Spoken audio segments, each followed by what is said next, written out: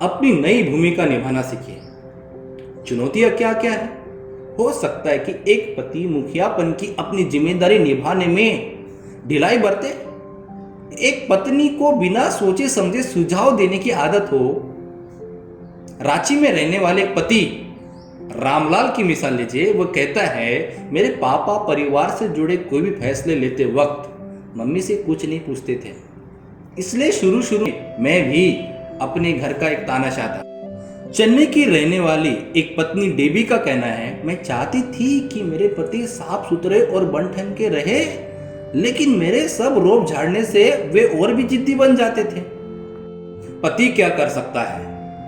कुछ पति बाइबल में 2 सलाहों में फर्क नहीं कर पाते कि पत्नियों को अपने पति के अधीन रहना चाहिए और बच्चों को अपने माता पिता का कहना मानना चाहिए। उन्हें लगता है कि जैसे बच्चे माता पिता का हुक्म मानते हैं, उसी तरह पत्नियों को भी अपने पति का हुक्म मानना चाहिए। कुलुस्सियों 3 अध्याय 20 पद, 1 पतरस 3 अध्याय 1 पद।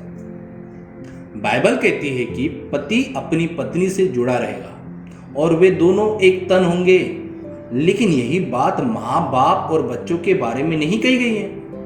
मत्ती 19 अध्याय 5 पद। परमेश्वर कहता है कि पत्नी पति की सहायक है, उत्पत्ति 2 अध्याय 18 पद। लेकिन उसने कभी यह नहीं कहा कि बच्चे माँ बाप के सहायक हैं। आपका क्या सोचना है?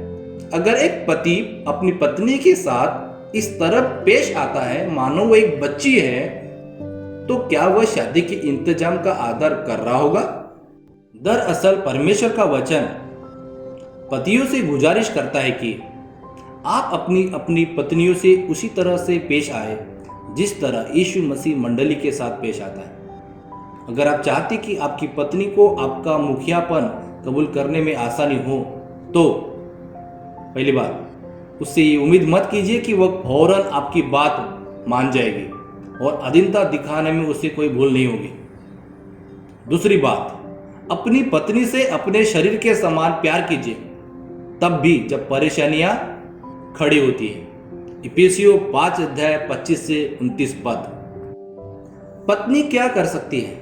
इस बात को कबूल कीजिए कि आपके पति को परमेश्वर ने आप पर मुखिया ठहराया है। 1 कुरिन्थियों 11 अध्याय 3 पद। इसलिए अगर आप पति का आदर करेगी तो आप परमेश्वर का आदर कर रहे होंगे। अगर आप उसका मुखियापन ठुकराएगी तो आप न सिर्फ ये दिखाएंगे कि आप अपने पति के बारे में कैसा महसूस करती है, बल्कि यह भी कि आप परमेश्वर और उसकी मार्गों के बारे में कैसा महसूस करती है। कुलुस्सियों की पत्री 3 अध्याय 18 पद। किसी समस्या पर चर्चा करते वक्त पति पर उंगली उठाने के बजाय उस परेशानी का हल ढूंढने की कोशिश कीजिए। रानी एस्तर की मिसाल लीजिए। वह चाहती थी कि उसका पति राजा क्षयर्ष उसके और उसके लोगों के साथ हो रही जाति का इंसाफ करे। अपने पति को किस तरह कसूरवार ठहराने के बजाय रानी ने बड़ी कुशलता से उससे बात की। उसके पति ने उसका सुझाव माना और सही फैसला लिया। एस्तर 7 अध्याय 1 से 4 पद, 8 अध्याय 3 से 8 पद। अगर आप चाहती है कि आपका पति आपको दिलो जान से प्यार करे, तो पहली बात, उसे समय दीजिए कि वह मुखियापन की नई जिम्मेदारी उठाने के काबिल बन जाए। और दूसरी बात, उसकी गलती करने पर भी आप उसके साथ इज्जत से पेश आए। इफिसियों 5 अध्याय 33। इसे आजमाइए। आपके साथी को क्या क्या बदलाव करने हैं, इस बात पर गौर करने के बजाय एक लिस्ट तैयार कीजिए कि आपको अपने अंदर क्या क्या बदलाव करने हैं। पतियों, अगर आप मुखियापन की जिम्मेदारी निभाने में चूक जाते हैं और आपकी पत्नी निराश हो जाती है, तो उससे पूछिए कि आप कैसे सुधार कर सकते हैं और फिर उन सुझावों को लिख लीजिए। पत्नियों, अगर आपके पति को लगता है कि आप उसकी इज्जत नहीं कर रही हैं, तो उससे पूछिए कि आप इस मामले में कैसे सुधार कर सकते हैं और फिर उन सुझाव पर अमल कीजिए। सही उम्मीद रखिए। शादीशुदा जिंदगी में खुशी हासिल करने की कोशिश करना साइकिल सीखने की तरह है। आप जानते हैं कि साइकिल सीखते वक्त आप गिरेंगे जरूर, मगर इससे आपका हौसला बढ़ेगा और आखिरकार आप साइकिल चलाना सीख लेंगे।